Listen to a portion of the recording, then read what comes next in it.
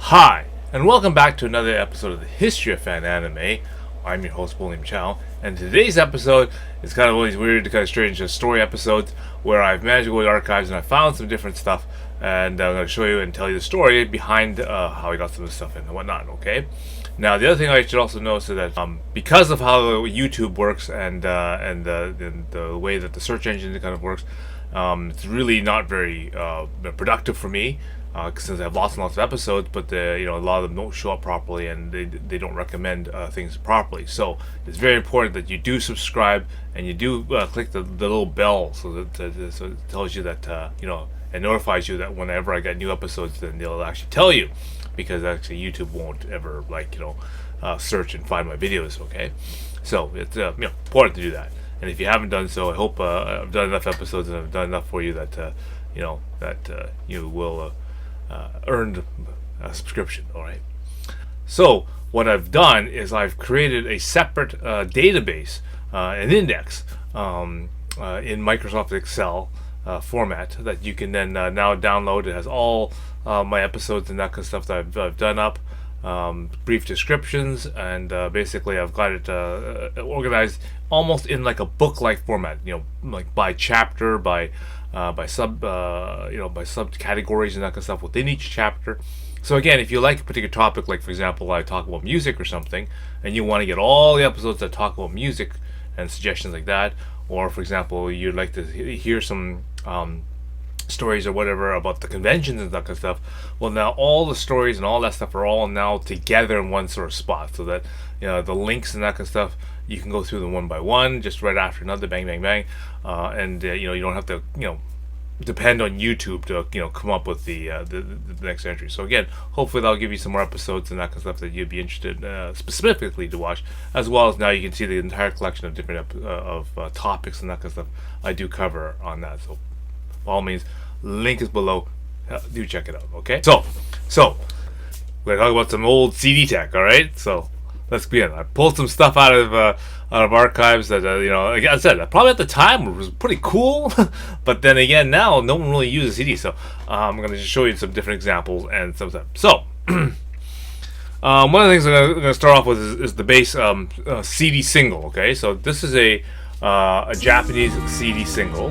Okay, this is for the show Silent Mobius, and it's the ending theme song called Silently. Okay. And you can just gonna see, the back of that there. So Mobius, okay, and theme song Silently, okay. And so a typical CD single, if you open it up, okay, it looks kind of like that. All right.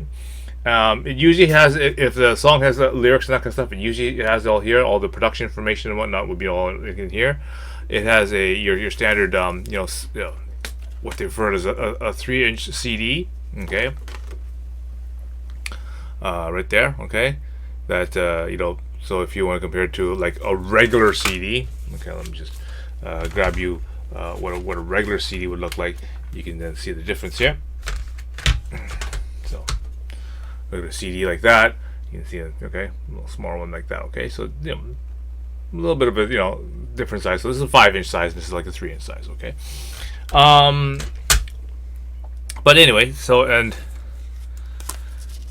and basically, so you store the actual CD in here. Now, the actual function of this thing, as a lot of people, I won't show you on this one, but they've got different. This is formatted in such a way so that different storage methods can be available for this. So one method, of course, is if you leave the CD as a full CD like this, they've made these clear CD jackets for them, okay, so to protect these, let's say it's like a comic book protector type of thing, okay. And the way that this is designed to work, okay, is that the one label flap will fit into here on the top part, so it sleeves up like this. So now it protects the front cover, okay, and it protects the lyrics on this side, okay, and then now this part slips in to the CD jacket as follows, like that, okay. So that just slides into this part here like this, covering up the breakable section. Okay, and then basically now the thing can now fold together. Now protected in plastic, both lyric side and back side is all now protected with plastic. And now that the bottom half is only filled up to there, the CD can be taken out this way. Okay, and so this is one of the this is probably the premier choice of how to do these protection, because it doesn't actually alter how this the layout of this particular CD single is. I have another example of other ones. Maybe we'll show it in a different episode, where you break the breakable section off here, and you remove that, and then the CD folds into a different format. Okay, but I'm not going to do that with this one. But yeah, so there you go. So that's one type of thing that's available. Okay, so that's a standard CD protector. Okay, now this is another thing that sort of hasn't really ever been. This is called a CD Caddy.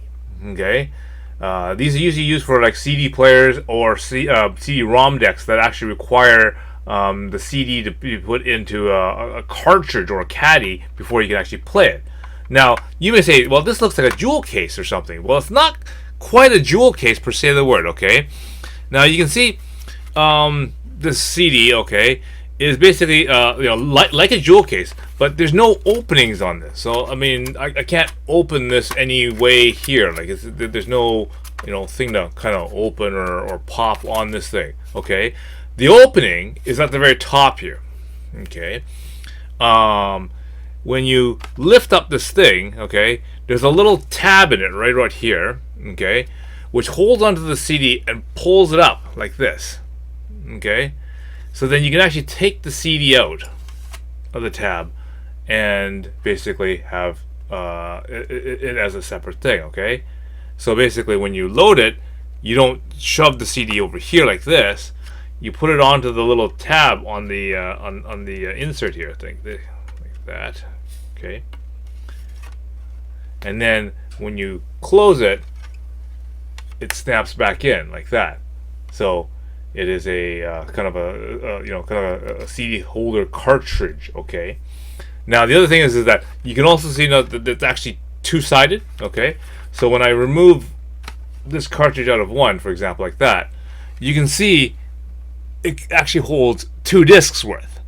So you can actually put 2 CDs in this cartridge and kind of store them together. And it's sort of again, some machines and that kind of stuff would take this sort of holder and that kind of stuff. For that, okay, but again, who in the hell really uses CD cartridges? Or if you had your CD Discman or something, your Sony Discman, and you want to carry 2 of your favorite CDs, I guess this is your holder of choice, maybe, because this again allows you to manipulate and move these CDs out of these boxes without actually touching the surfaces of them, because it actually has a little pincher which allows you to pull them open. Okay, so again, a travel case, but who the hell uses that anymore, right? Okay. So another piece of outdated technology, of course, is that especially this was a problem back in the PlayStation 2 days, where we had so much problem with the CD-ROMs. Well, they've actually made one of these things. This is a CD lens cleaner. Okay. And so what this thing is supposed to be is basically it's a CD, and I'll show you the technology behind it. It's basically a regular CD, okay, like that. And then when you flip it over, okay, you can see it looks like a regular CD for most cases.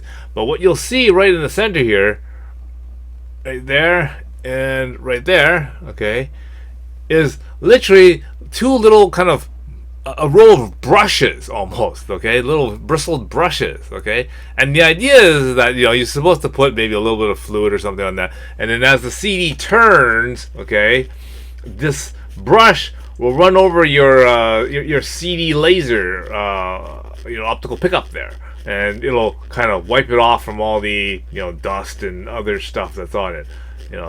Again, pretty cheesy. I'm sure you can probably do that with a Q-tip and some alcohol, but for those people who are so lazy that they can't do that, there you go, a basically a CD laser cleaner. Again, something that probably nobody ever uses nowadays, if they even have a CD-ROM drive. Yeah, there you go. Okay. So, the other question is that, well, what happens if you only have, like, a CD player that takes, a 5-inch discs, okay? Because most people have, a CD player that takes a 5-inch disc, especially in, like, car CDs and that kind of stuff and whatnot. And, of course, people who own, like, for example, an iMac, obviously, has a vertical inserting, CD-ROM drives that takes the large discs, right? How in the heck are you supposed to fit one of these small discs into, let's say, an iMac and be able to play it, or onto, let's say, a car stereo and basically use this CD? Well, they invented, the Japanese always invent all this kind of stuff, a CD single adapter. Okay, so these are these Japanese single adapters. Okay, and they say that designed for car audio or whatever. Okay, I've got a black one here and a white one, but they're essentially the same thing. Okay, so the purpose of these ones is basically it allows you to put the 3-inch CD in the center, and then basically build up the size of the thing so that it can actually be used in a 5-inch disc. So I'll open one of these things up here, just to show you what I mean and how it actually operates here. So let's just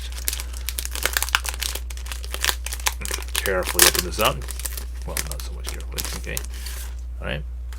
So basically, it looks like that. Okay, it's a little ring like that. It's got a kind of a really sort of movable surface on the back of it here. Okay, and the purpose of that is then when you take your CD. So let's take the CD single here. Okay.